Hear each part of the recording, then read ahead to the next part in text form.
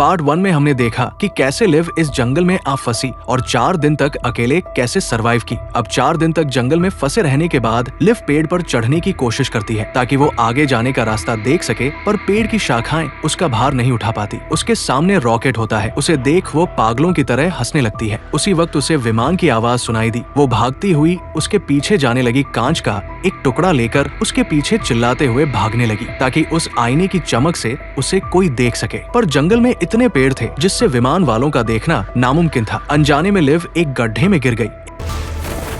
1 घंटे तक बेहोश रहने के बाद किसी बेकार सपने से उसकी आंख खुली। उसके पेट और सिर पर गहरी चोट पहुंची। एक कपड़े को लेकर उसने अपने सिर को बांधा, फिर एक पत्थर का टुकड़ा उठाया और अपने ऊपर के बड़े पत्थर को उस पत्थर से तोड़ती है जिससे वो दबी हुई थी ताकि वो यहाँ से निकल सके। 2 घंटे के बाद वो उस पत्थर को तोड़कर गुफा से बाहर निकलती है, पर वो जमीन से 50 फीट ऊपर थी। तभी पैर के नीचे के पत्थर टूटे जिससे वो नीचे गिरने लगी। उसके हाथ जितनी टहनी लगी वो उसे पकड़ने की कोशिश की, लेकिन वो नीचे गिरी और इससे उसकी कमर में और पैर में गहरी चोट पहुंची। बगल में एक लकड़ी को वो उठाती है और उससे वो अपने पैरों पर खड़ी हो पाई। अब उसने यहाँ से निकलने की आस छोड़ दी थी क्योंकि अब उसके अंदर की हिम्मत बिल्कुल खत्म हो चुकी थी। वो आगे बढ़ती गई और तभी बारिश होने लगी। लिव वही लेट गई क्योंकि इससे उसे राहत मिल रही थी। रात ऐसे ही गुजर गई। सुबह उसकी आँख खुली, फिर आगे जाने पर रास्ते में उसे एक नदी मिली जिसमें पानी काफी तेजी से बह रहा था। अब यही लिव की आखिरी उम्मीद बनी। वो एक लकड़ी उठाती है और उसी की मदद से पानी में उतर गई। तकरीबन 5 घंटों तक पानी में बहने के बाद वो तेज लहरों से निकलकर पानी के किनारे तक आई। 2 आदमियों ने उसे देखा और पानी से बाहर खींच निकाला।